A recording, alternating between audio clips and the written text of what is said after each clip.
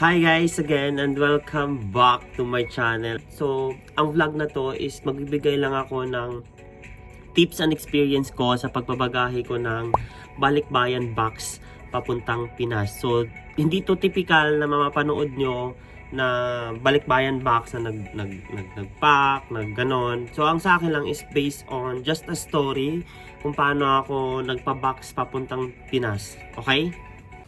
Hi guys, so actually, magpapagaya na talaga ako. So, itong karton na to is matagal na to sa akin.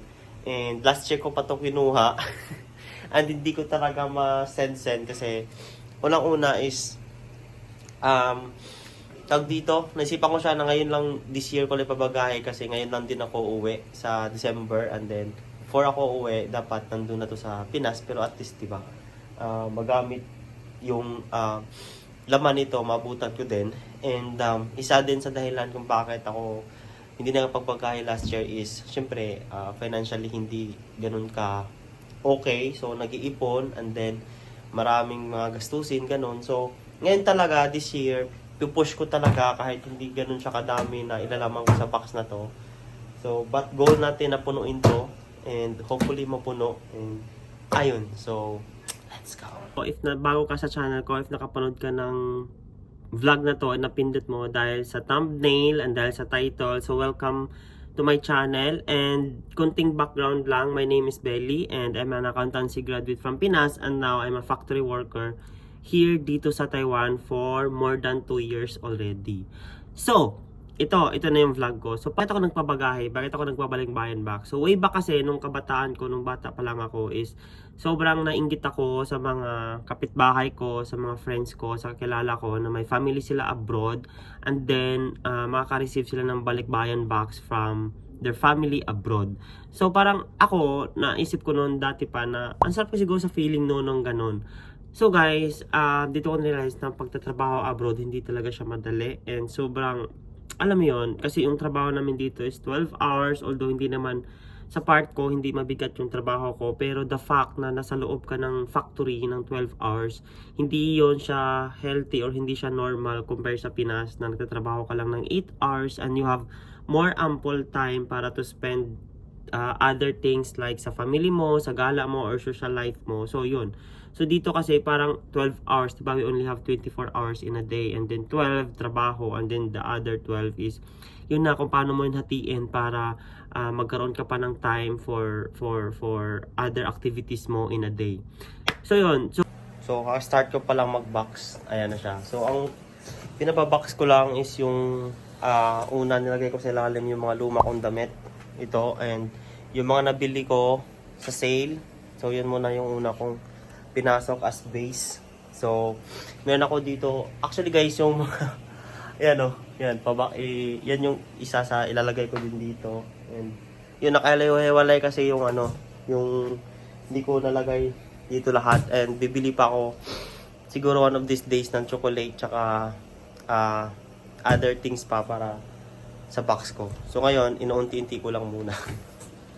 So, dito ko na-realize, pag mag-abroad ka, dito ka ba disiplina talaga? And if mag-abroad ka, dito mo ma-realize kung gaano kahirap kitain yung pera. So, talagang pinag-pray ko yon, talagang pinag-alat ko ng budget na mga pagbalikbayan box ako. Kasi sa ngayon kasi sa sitwasyon ko is ang dami ding expenses like kumuha ako ng condo unit and then may pinapaharal ako ng college na pamangkin ko, nagsusupport ako sa parents ko, allowance and then allowance from sa mga allowance sa mga pamangkin ko na nag-aaral ng high school and then other pa na mga minsan mga kapatid ko din. So I'm very thankful and grateful naman kasi nalagpasan naman yung lahat. So way back sa balik tayo sa balikbayan box.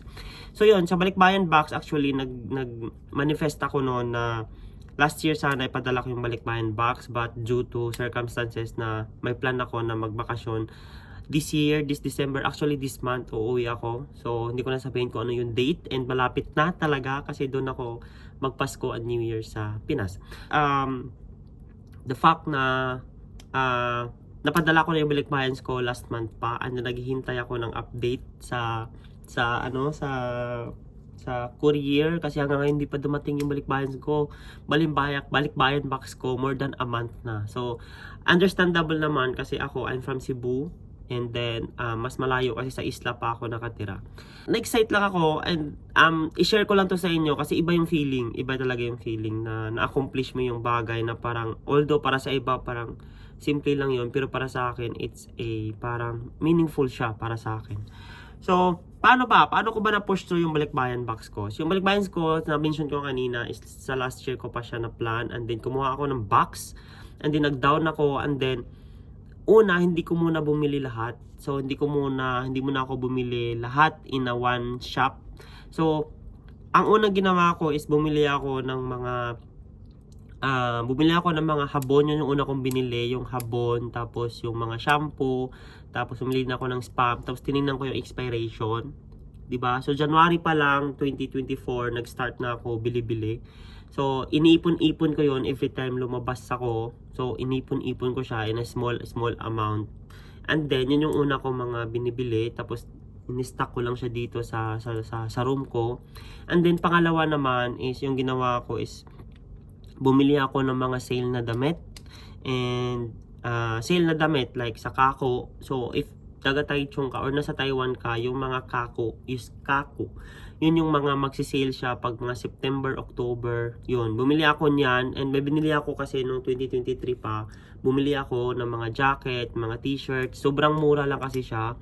And then, yun, inipon ko din yun. Yun yung tinago ko para pang bagahe ko din. And then, yung isa pa is sa Second Street din. Sa Second Street, yan yung may mga branded doon. If hindi ka familiar. So, sikat yan dito sa Taiwan, ang Second Street. Nandun yung mga branded na mga damit, mga shoes, mga ganun. And sobrang mura lang if magaling ka hanap-hanap, di ka talaga makahanap na solid deal na mga damit. So, yun. Inipon ko lang yan siya.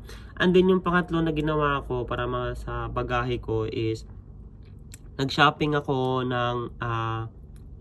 sa Costco.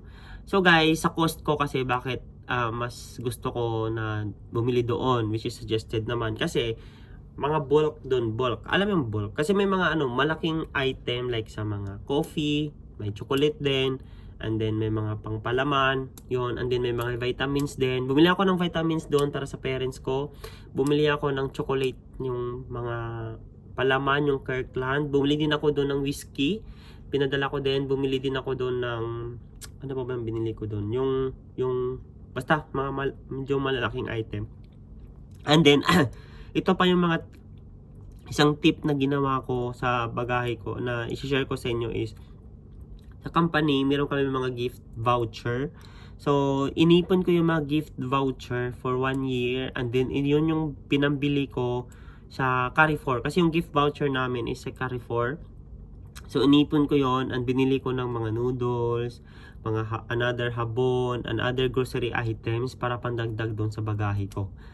Yun, so yun yung laman ng bagahe ko, guys. So, growing up, nasa isla ka, and then yung parents mo, hindi siya materialistic. Kontento lang kung ano lang yung dyan, ano lang yung bigay. So, gusto ko din ma-experience yung parang at least you have parang comfortable na mga bagay-bagay na pwedeng gamitin. Kasi yung nanay ko talaga is hindi siya materialistic na pagka-parents. So, mas okay pa siya doon yung magsaya-saya, ganun. Pero yung mga bagay na mga gamit sa bahay, hindi talaga siya ganun. As in, hindi ko alam if makarelate kayo, pero ganun yung nanay ko ganun yung parents ko Mag-aaway pa kayo if magbili ka ng mga gamit, mga ganyan. Mag-aaway kayo niyan. So, uko yung isang box.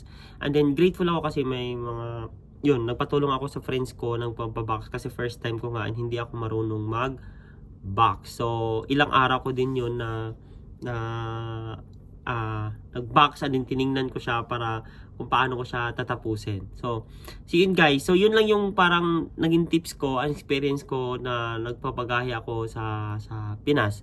So, yun lang, and thank you so much for watching this vlog. And first time mong pabagahe is dapat lagyan mo ng tape lahat ng, especially yung mga liquid na items, and then yung mga babasagin. Syempre, i-secure mo talaga yan kasi hindi natin alam kung paano yung pag-shipping, di ba? Pag-shipping baka ganun-ganun yan, roll. So, yun lang. So, I think aware naman kayo kasi marami namang mga videos na mapanood nyo. So, yun lang. I-share ko lang kung paano ko siya naging successful yung pagbalikbayan box ko. Kumbaga, do it one step at a time. Hindi mo kailangan na isang bagsakan, and paunti-unti lang. And then, marunong ka lang magtabi para at least kahit alam mo naman natin na hindi sapat yung sahod, di ba? Parating kulang kasi nga grabe yung demands sa family natin, sa needs nila. So, yun lang. And yun. So, thank you so much for watching this vlog. As I always said, always believe in yourself. And God is good all the time and always well. And bye-bye, God bless, and good luck. Sa mga nag-a-apply dyan, guys, so tuloy-tuloy lang kayo and maniwala kayo sa sarili nyo na kaya nyo lahat ng interviews and i-process nyo lang yung mga documents nyo. And you can message me on my TikTok account.